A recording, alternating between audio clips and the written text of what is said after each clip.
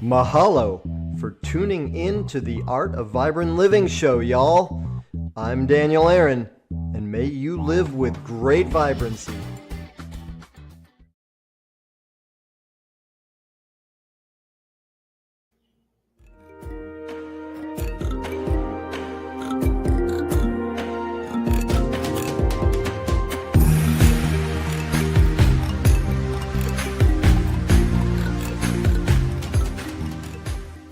What does it take to create a vibrant, thriving life? First, the sad news is that Thoreau was right. Most people are leading quiet lives of desperation, lacking in meaning, fulfillment, and vitality. But we choose more. We choose to create extraordinary lives.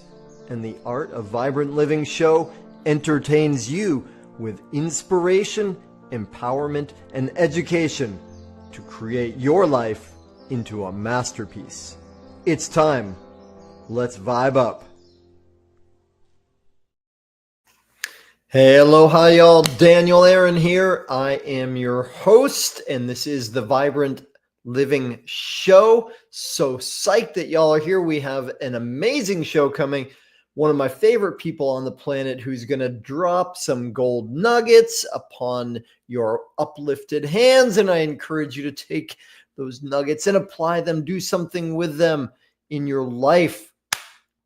Deal? All right. Now, let me tell you about her.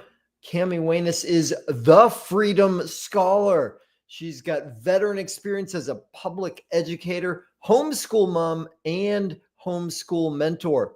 She's the creator of Raising Leaders Roadmap, the Raising Leaders Roadmap that guides parents to reset their kids' love of learning and prepares them for future success. Cami is loved for being fun, honest, transparent, and helping families stop box checking and create a culture that results in lifelong learners and leaders who use their passions to make our world better. So delighted that she is with us. Cami, thank you for joining us.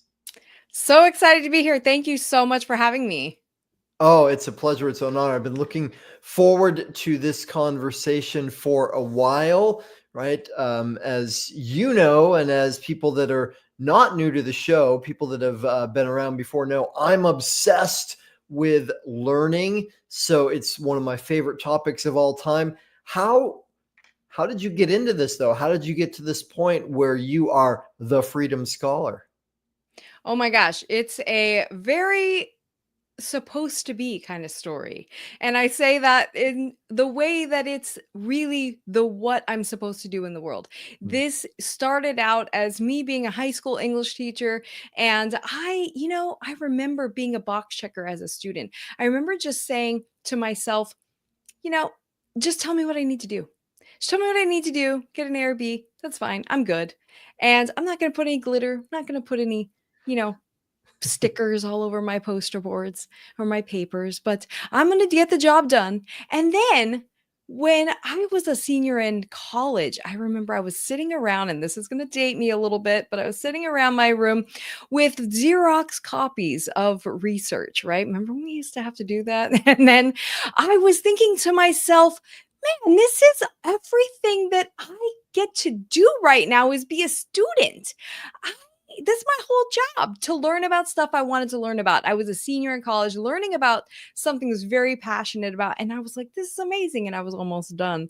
But as a teacher, an English teacher in high school, I wanted to really always inspire my students to maybe just have a little spark to where someday they might learn something, someday they might read something that really helped them or help someone else or led them in a way that to greater learning. And that is really my passion. So when I started homeschooling my son, I actually totally didn't even use that methodology. Don't know why.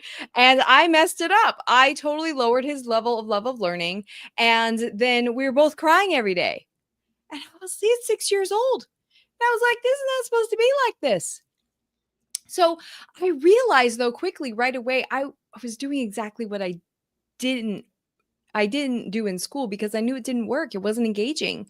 Kids don't want to have a workbook, a textbook, a work. Whomever made a worksheet, they were like, "Oh, it's the best worksheet of my life." No one said ever, right? So then what I did was I transformed. I realized I was focusing on the wrong thing. I was focusing on box checking and not focusing on inspiring love of learning. And throughout my journey, both as a educator, a student, and a homeschool mentor now, this is my passion. This is my mission to help parents, but people in general, because really it's about raising leaders to think about creativity, think about ingenuity, think about what stirs their soul and doing something about it. And in order to do that, we have to have a high level of love of learning. And in order to be a leader, we have to have a high level of love of learning. And that's something I'm also super passionate about. So that's where I am today, is really trying to change people's mindset from thinking, what are those boxes we have to check for a transcript or boxes we have to check for work? And think about what is our level of love of learning that's gonna take us to becoming the people we wanna become or raise Mm, the kids we wanna raise. that's beautiful. I love that. So, ooh, goody. There are like 1,200 questions come to me from all of that. Let- Let's rewind though to that moment in your senior year of college, right? Where you realized that you were lucky, right? That you actually got to focus on learning. How did that happen? Like what was the click for you? Well, I was super passionate. I was an English major and I was a Native American studies minor, and I was super passionate about languages, and obviously those two melded together, what are you going to get, right? I was super passionate about languages and just really learning how it shapes worldview. And so then I was doing a bunch of research in primary documents and Native American studies and all of these areas, and then I was just I was surrounded by all of these things, and I thought, this is like the way things are supposed to be. Like, if you're really jamming, if you're really in the world doing what you're supposed to do in the world, you're passionate like that. And I thought to myself, that's something that everybody needs. That's something that, if we're going to make a difference in the world, if we're going to write papers or create a business or even just relay a message that's important, that's going to help people, we have to have that love of learning. I'm 100% with you. Yeah. And it baffles me. It baffles me that people don't. Although, as I say that, I think about my senior year of college. I was taking two graduate level literature classes, which meant two novels a week I was reading, right? And it was hard, to for me, it was hard to create the time to do that. So, and I mean, falling asleep and waking up and checking the boxes was just get the books done or get them done enough that I could do okay on. I was like, wow, that's. And then the year after college, when I started reading again, because I wanted to read things, it was just such a different experience. So I get it. I get that is a lot of the training we get. So then the other point in your first speaking that really caught me is when you realize that that's what you're doing with your son, right? And you're both in tears. So will you say more? Is it okay to ask, like, what was going on? What were you doing that you had didn't want to be doing? What did you realize? Absolutely. This is such an important experience because most parents do this at some point, especially if they're homeschooling. And it's also done in school. So when you went to school, this happens all the time. So if you think about it, so, the teachers I was a teacher. I was very excited about everything we were going to learn this year, right? As a parent, I was very excited about all these things we're going to really learn, because we had homeschooled kinder and preschool, and we dabbled in some things, but it was pretty organic.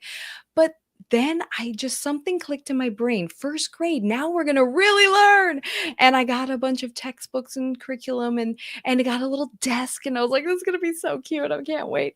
And we sat down and I could, after about 15 minutes, we had done something like that before a few times here and there. So he was okay with it. And he was like, okay, we're doing it. And then about 15 minutes into it, he's like, okay, we're kind of done. So he gets up and starts to walk away. And I was like, buddy, wait, hold on, there's more.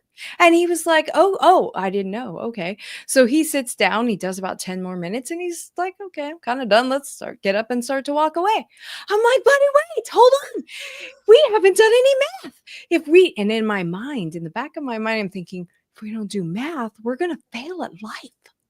So we have to do math. So he's like, okay, he's not very excited about it, but he's like, well, he's a good boy. He wants to please. So he sits down, he does a little math, and then every day was a little less and a little less and a little less and a little less, and so much to where now we're anticipating the frustration that happens because I'm trying to, if we don't do math, we're going to fail at life. We have to do some spelling. We have to do this. And he's anticipating the have to, and it's not very fun. And so, because we're just doing worksheets, and then of course we're reading books too. That's important. But the curriculum part was really what 6-year-old likes to sit down and just do a worksheet. Yeah, some of them like to accomplish a task, but they don't really love the worksheet itself and the learning. So I'm doing this, and pretty soon he's crying every day. And I mean, like, this is within like a couple weeks. And then pretty soon I'm crying every day because I'm so frustrated that this is happening. This is not the way it's supposed to be. So I had to stop and I had to sit back, and my poor husband, of course, coming home going, what is happening? And I was like, I don't know. It's not supposed to be like this. And he was like, okay, well, I know you're going to figure it out. And so I said, I need to just stop everything because it's not him. It's not my son. He's 6 years old. He doesn't know any different. He's never been to school. It's obviously my fault. I need to figure this out. Something I'm doing wrong. So we stopped everything, and that's when I reread some things. I didn't have a mentor like me back then. And then I realized as I was going through and thinking about it, I put the textbooks in the back of the room for my students, my high school students. What in the world was I thinking doing it for my 6-year-old? And so I really had to think about this and say, this is not engaging. I have to inspire learning, which is what I wanted to do when I was a high school English teacher. And when we did that and I started focusing on that, we had to do a reset. We had to learn some skills and learn some routines and some new learning expectations because we had some bad ones. We were both upset. So then we had to go back and we had to learn how to inspire learning again.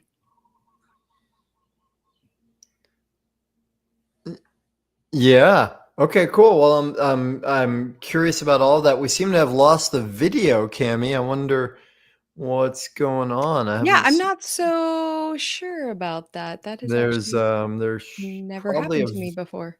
a video camera icon. Maybe you have to go to settings. There we are. Hey, all right. Hey, we're back. We're back.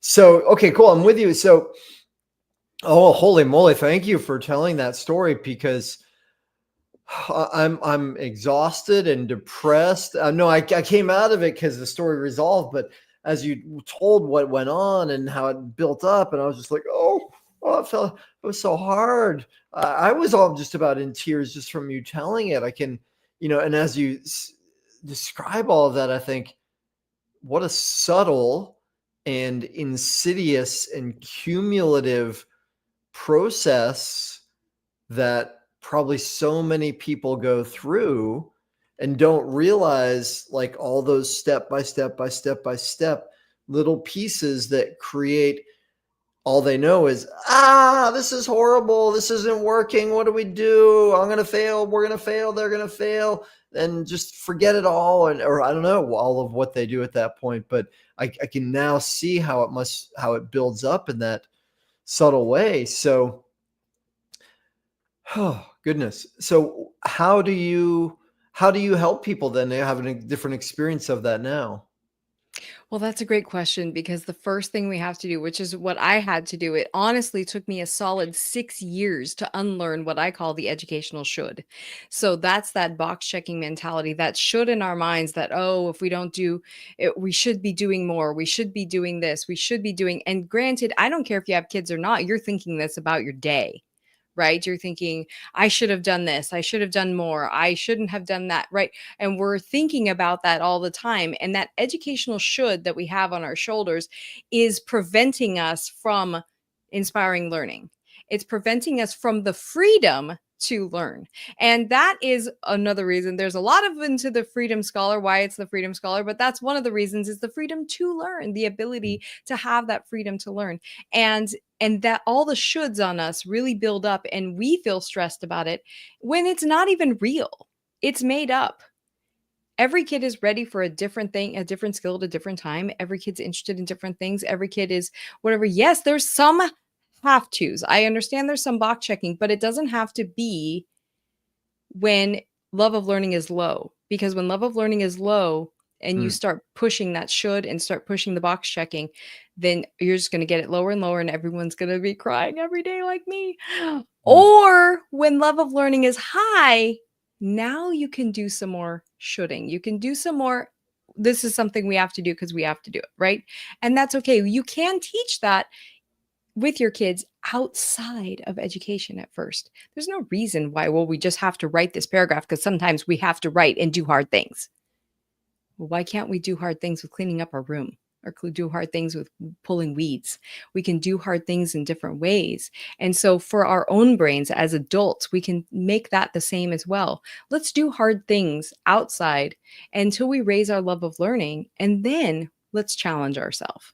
Because now that my son's love of learning, he's a lifelong learner now.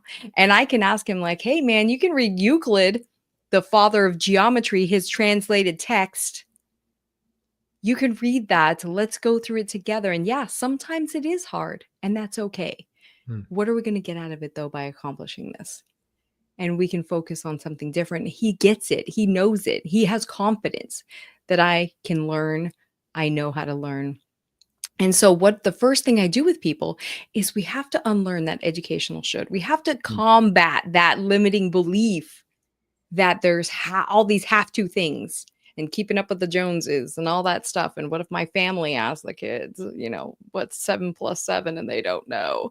All those things we have to think about and let go of and relearn and renegotiate our learning expectations so that we have a bigger view of what learning actually is. Because guess what, everybody? Learning happens everywhere all the time. Everywhere all the time. For us as adults, we have to be able to see that. And that's what I love about Daniel does that too, is that he's learning all the time, everywhere. He seeks out learning. And that is one of the beauties of a lifelong learner and what makes a leader. Absolutely. Well, there's the saying that leaders are readers and the best earners are the best learners.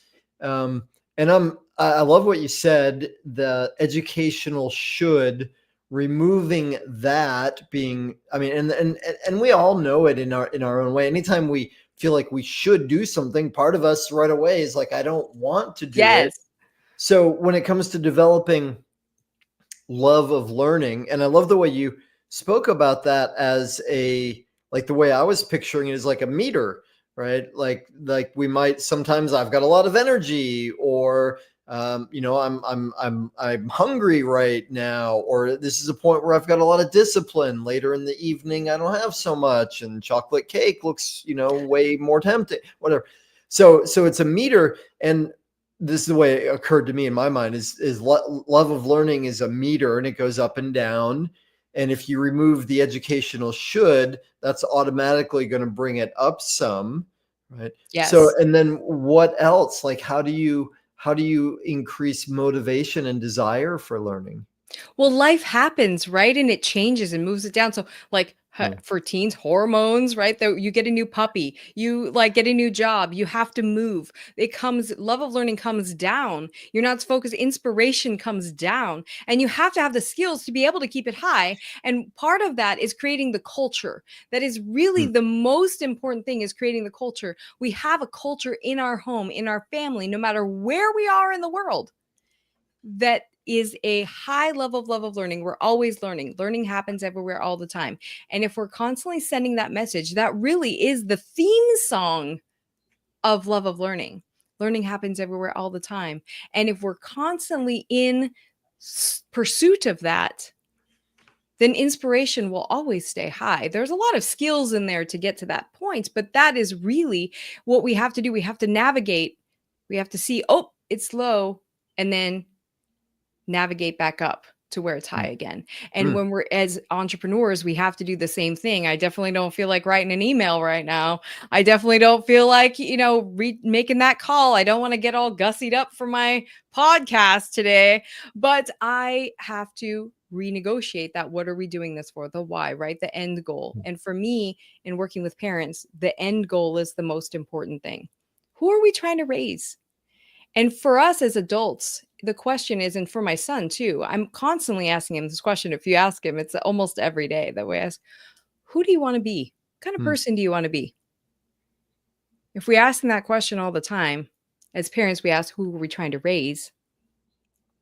Then we have to think about what we're doing right now. And is that getting us to where we want to go? Yeah. Cool. Okay. Thank you. 1,200 more questions come up then. So the theme song, how did you say it? Learning is happening everywhere all the time. How'd it Yeah, go? learning happens everywhere all the time. Okay. And what came to me as you spoke that is you may know, and I'm sure some of our audience does, but I guess I better explain because not everybody does. There's this famous study done. It's called the Harvard Maids study, and I'll just say it really briefly because I think it connects to what you said. Um, there was a Ellen Langer did this study where she went into a study a bunch of maids, like hotel maids, most of whom were in poor physical shape, physical condition. And so they divided, like a good study, divided them up in half. And with one group, they said basically, you're doing a lot of exercise here, right? Because the maids believed they weren't exercising, right? Which is why they didn't have time for exercising. They had a hard life and all this work. And so they showed half of them that, running the vacuum cleaner and changing the sheets and pushing the thing down the hall, like that's a lot of exercise. Like you're burning a bunch of calories here. And so they taught them a little bit about that, put up in the break room some things about the different exercises they were doing, and didn't do any education for the other group. And it was like just 6 weeks later, I think they analyzed, and the group that got the education was way better in a whole bunch of health and biomarkers.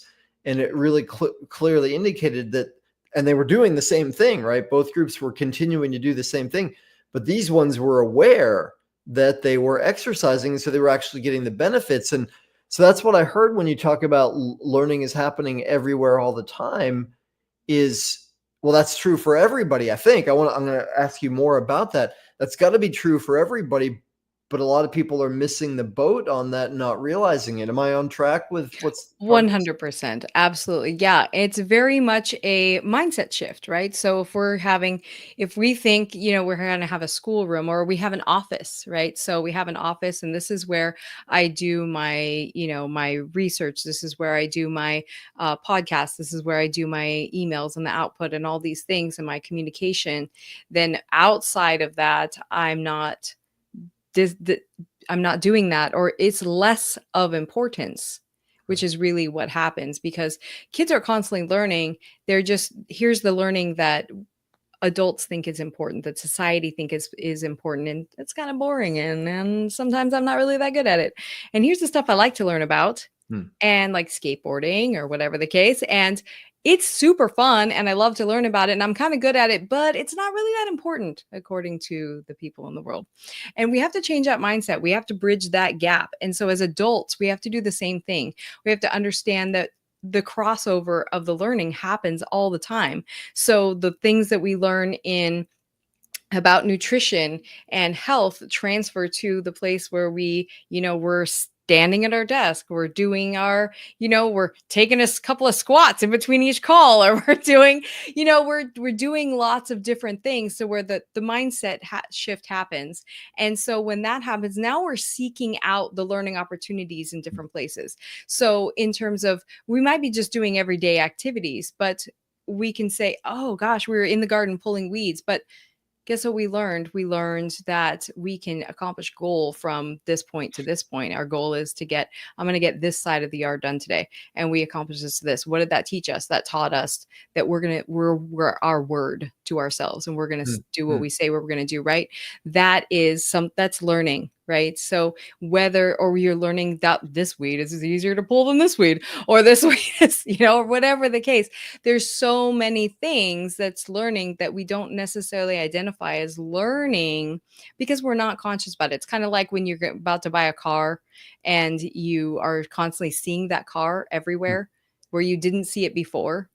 It's just that different focus, right? And if we're sending that message to ourselves all the time that it's everywhere, it's learning, then that's going to help us build this culture of learning to where we can output and we can relate to people in our messaging. With any different categories, we can relate to our clients better, and we can constantly be in a growth mindset. Beautiful. I love it. Okay. So one little follow-up question from that. I'm with you. Learning's happening all the time, everywhere we go. And is there a part where you or any of us can help I was going to say for our children, but for anybody, clients and students, and maybe for ourselves to have the experience like you just described? Well, I did that thing, so now I know I'm someone who does the thing they say they're going to do, right? To actually cement that learning, to make it wire and fire together so that we actually get the lesson more clearly. Does that make sense what I'm asking? Yeah, I think what you're asking is intentionality, is being intentional about it. Here's what I mean is like we learn things all the time, right? But do we know that we've learned it? Does that make sense? Yeah, it does make sense. I think just making it a habit and doing that on a daily basis and with everything that we do. Of course, we can't be in that mindset all the time. I get it. Sometimes we have to roll down and just to hibernate for a moment. But if we're constantly in that space and we're searching that out, then we're making a habit, a routine of learning. And habits and routines create the thought, right? Create our results. So that's something that really cements in what we do. And that's what I did every time that my son, for years, literally, I'm saying 6 years, it took me to unlearn this, because I not only was a box checker as a student, but I also was a teacher and I was trained that way, right? Even though I didn't function super a lot as a box checker, as a teacher, I was kind of a rascal, but I still had to do some certain things and I was in that environment. So for me to unlearn that took a long time. And it was really a conscious awareness of every time I thought, oh gosh, we haven't done math in like 4 days. We haven't done math in this whole week. Trigger, stop, reframe. Right. Trust the process. We'll get there. We're doing math in different ways. Where did we do math this week? Oh, we did it in a board game. We did it when we played cards. We did it when we drew, a picture of a butterfly, or whatever the case. So I'm seeking out different pieces of evidence to pull into that thinking that I want to create. Yeah, beautiful. Well, and I believe, I'm not an expert on this, but I believe what you're describing could be called lateral thinking. Right. And it's often, if I'm remembering correctly, it's when we can see the patterns between different areas that's a higher level of intelligence, or maybe just another level of intelligence, rather than being really good at math just on its own. Yes. It's the ability to bring it across contexts. Well, this is the way our brain works. Our brain doesn't work when now we're going to learn math and now ding, ding, ding, the bell goes off. Now we're going to learn English.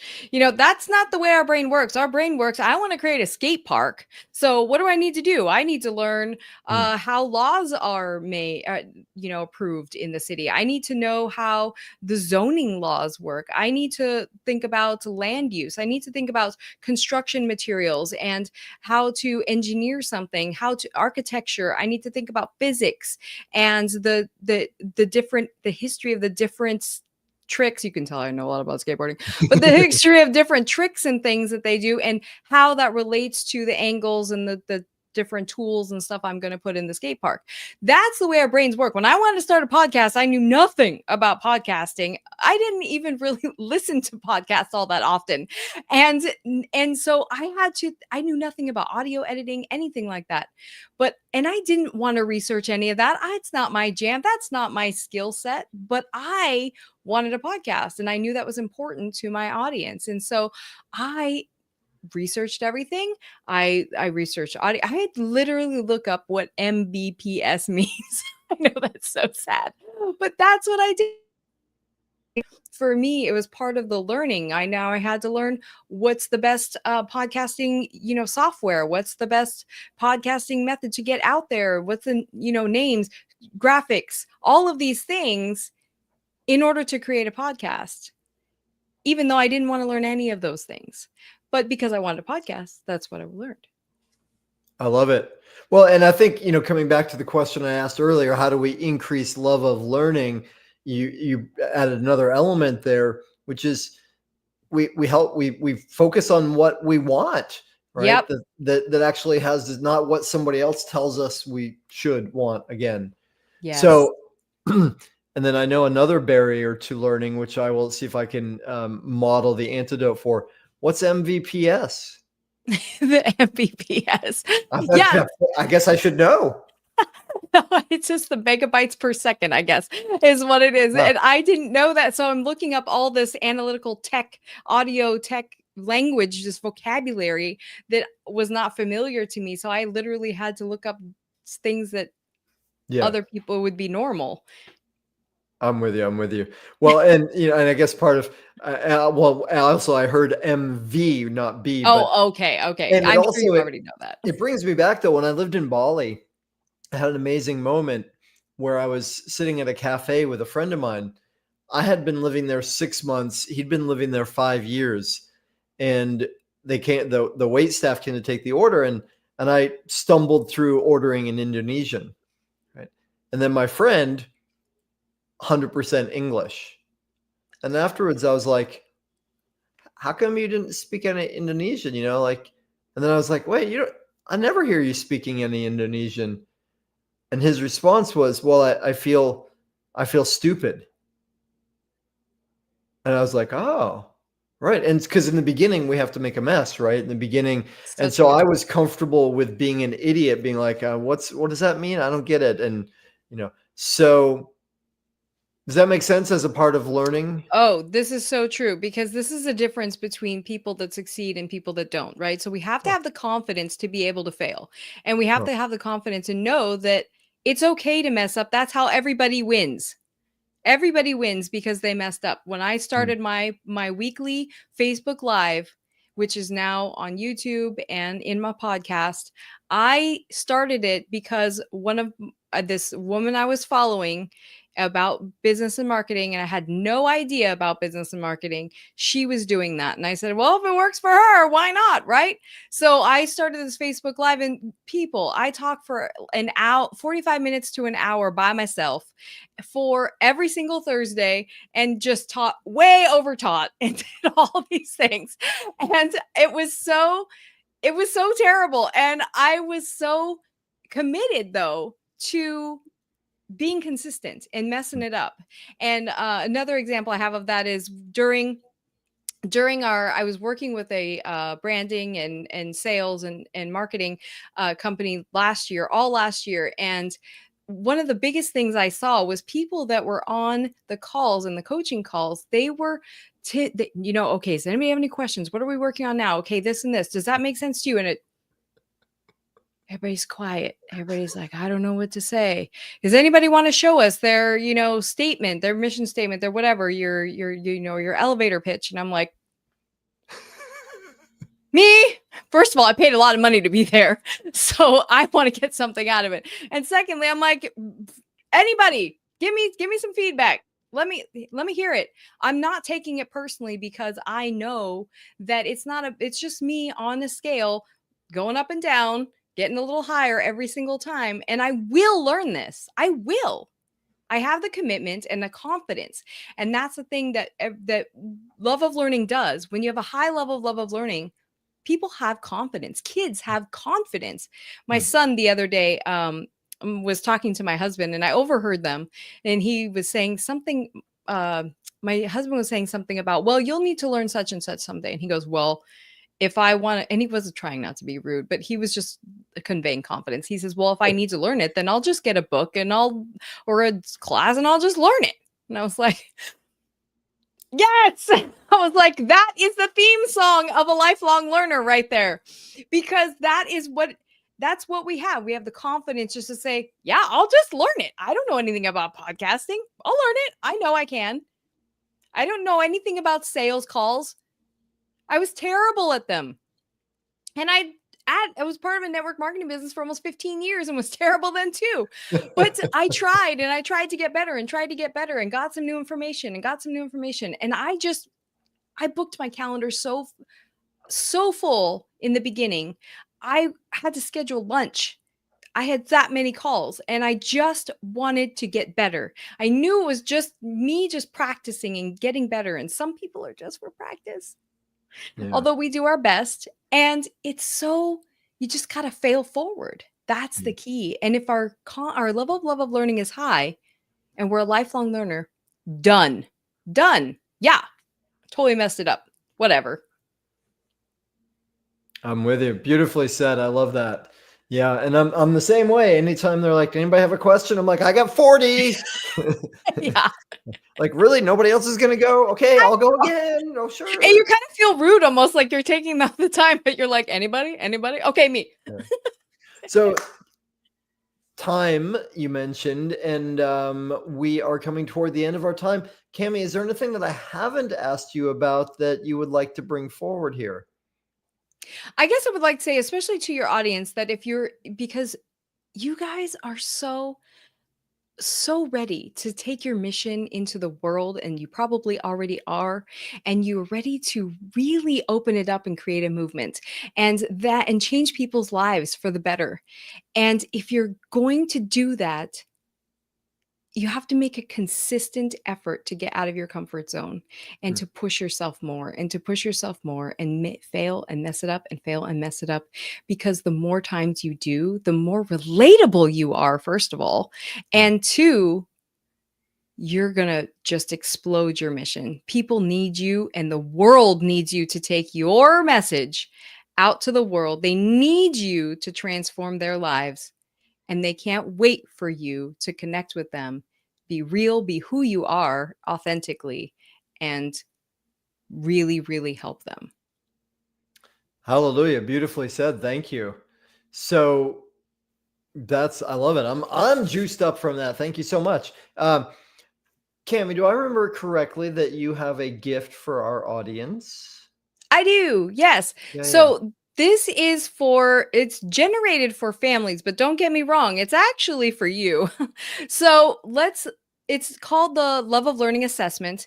And what I want you to do is I want you to take this. It's just a download, but it's actually something you can keep forever, because I want you to keep retaking it. It's just a snapshot of where the level of love of learning is in your home right now. And so I want you to take it right now and think about, it's questions like, are you reading every day? Do people in your family see you reading every day? Do they see you reading in a book, not a Kindle? Do they see you writing with a pen, not just typing all the time. And I'm not against technology or anything. I use it every single day, but there's a difference in learning there and accessibility to learning for kids. If you don't have kids, no worries. It's going to be a snapshot of just where your level of learning is at right now and where the culture is at in your home. And then you take it every 3 months, every 6 months, every whatever, and it just kind of gives you a range. Cool. I'm excited to take it. So awesome. Let's see. There is a URL that people can go to get that, which is a bit long. So I'm going to put that also into the comments. And so whatever platform you're on, either live or by replay, you should have should be a live link in the comments. We'll put that into the show notes also. And well, I'm going to read it out just in case anybody's on audio and you don't have any of those places available. It's https://link.thefreedomscholar.org/widget/bookings/FN, as in freedom now. Is that Exactly. FN? There we go. Okay. Well, fantastic. I love that gift, and I highly encourage people to take it. I mean, because anything that matters is worth measuring, and we can make improvement on that which we measure. So might as well find out where it's at right now, just because we're curious and we love learning. Let's find out where we're at with learning. Yes. No judgment. Just take it and know it's a starting point. I love it. Awesome. Okay, cool. Well, Cami, besides that, how can people get in touch with you? How do people find you to learn more? I am super easy to get in touch with because I'm on Facebook, Instagram. I'm also on LinkedIn. And just search for Cami Wanis or the Freedom Scholar, and you'll come up with me for sure. And it is something that I love to do. I love to chat with you guys. So I offer free call for parents who are looking to homeschool, thinking about homeschooling, or are already homeschooling.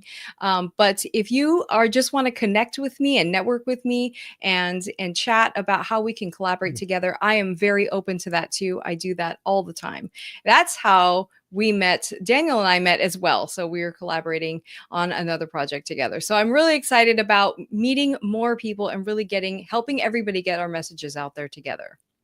That's beautiful. I love it. And as a parent myself, the value and the importance of just getting a tiny bit better at loving learning and helping our children to love learning is it's so beautiful and important. So I highly encourage people to take you up on that offer as well. So Cami, thank you for the work you're doing. Thank you for being with us, and thank you for sharing so vulnerably about the process and how you got here. Super inspiring to me, and I'm sure for many people in our audience. Thanks for letting me share today. It has been a super, super great conversation. I appreciate it. Yeah, you're welcome. All right, and for y'all in our audience, thank you. Thanks for being interested in more vibrancy in your life. That makes your life better. It makes the world better. Thanks for being with us. I love that you were here. I love you. Come back soon.